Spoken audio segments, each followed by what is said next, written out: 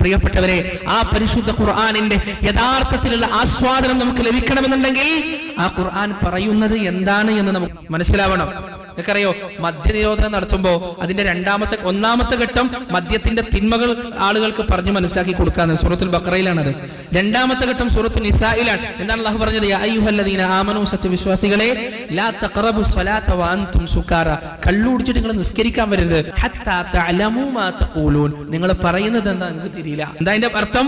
നിങ്ങൾ ഓതുന്ന ഖുർആന്റെ അർത്ഥോ പറയുന്ന അദ്കാറുകളുടെ അർത്ഥം നിങ്ങൾക്ക് മനസ്സിലാവില്ല. നിങ്ങൾക്ക് കള്ളു കുടിച്ചാലും കണക്കാണ്, കുടിച്ചില്ലെങ്കിലും കണക്കാണ്, പറയുന്നത് എന്താണെന്നും മനസ്സിലാവില്ല, ഓതുന്നത് എന്താണെന്നും മനസ്സിലാവില്ല.